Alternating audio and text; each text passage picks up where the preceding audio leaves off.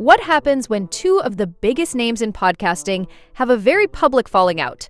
Well, we're watching it unfold right now with Alex Cooper and Alex Earl. And honestly, this situation has layers that keep getting more complicated by the day. If you've seen headlines about podcast drama or noticed the name Call Her Daddy trending, this is what's behind it all. Let me start by introducing the players here, because if you're not deep in the podcast world, these names might not mean much yet. Alex Cooper hosts one of the most successful podcasts in America called Call Her Daddy. We're talking millions of listeners, a reported $60 million deal with SiriusXM, and she's built an entire media network around her show called Unwell. She's essentially become a media mogul in her early 30s. Alex Earl, on the other hand, is what they call a content creator. She built a massive following on TikTok, has millions of followers, and became famous for what people call get ready with me videos and lifestyle content. She's in her early 20s and represents this new generation of internet celebrities who can command major brand deals and media attention without traditional entertainment backgrounds. Now, back in 2023, these two Alexes seemed like the perfect partnership. Alex Earl signed a deal with Cooper's Unwell network to launch her own podcast called Hot Mess. At the time, it looked like a smart business move on both sides. Cooper gets a young, popular creator under her network. Earl gets the infrastructure and credibility of an established podcast company. Everyone wins, right? Except that's not how it played out. About a year after launching Hot Mess, people started noticing something odd. Alex Earl stopped showing up to Unwell events. Then came the announcement that she was no longer doing the podcast, and it wouldn't be part of the Unwell network anymore. This raised immediate questions. Did Cooper keep the rights to the show? Was Earl forced out? What actually happened behind closed doors? Cooper did come forward to say that Earl still owns everything related to Hot Mess, which seemed to clear up the intellectual property question. But Earl's only comment was that the situation was messy. That's it. No details, no explanation, just acknowledgement that things didn't go smoothly. And that's where the tension started simmering. Over the following months, there were subtle signs that these two were not on good terms. Earl's sister liked posts that threw shade at Cooper. There were little digs here and there that fans picked up on. The kind of thing where if you're paying attention, you know something's wrong, but nobody's saying it out loud. Then last week, things escalated significantly.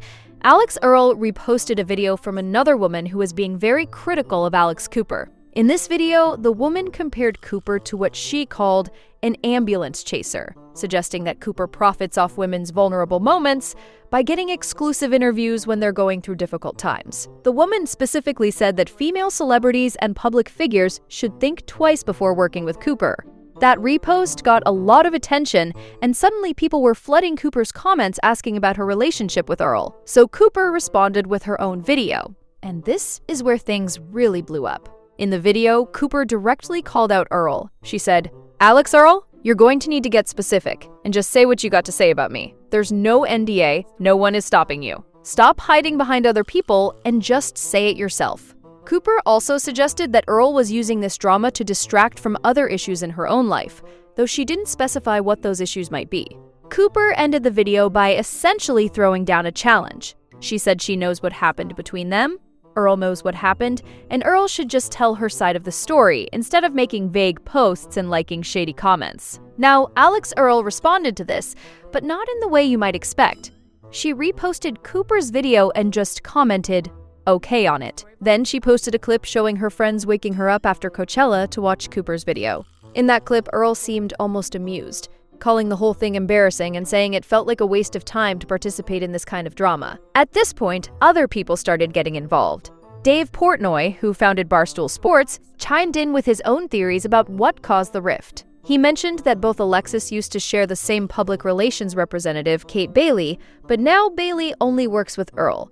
Portnoy speculated this might be part of the tension. He also brought up a Carl's Jr. commercial that Earl did for the Super Bowl, suggesting there might have been conflict over brand deals. Though Carl's Jr. itself commented to clarify that Earl was always their only choice for that campaign, and Portnoy later admitted Cooper told him she wouldn't have wanted that particular deal anyway.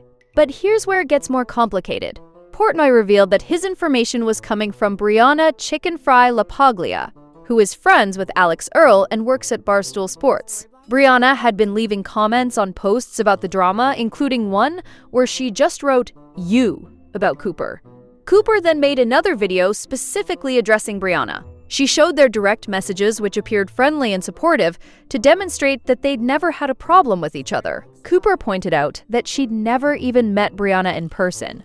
Their only interaction had been through messages. And those messages were positive. So why, Cooper asked, would Brianna suddenly hate her and call her a mean girl?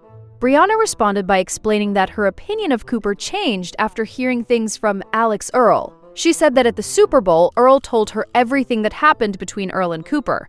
And based on that information, Brianna decided Cooper wasn't someone she wanted to support. Brianna also claimed that Cooper told Portnoy she only cared about making money when she signed another creator to Unwell, not about the person herself.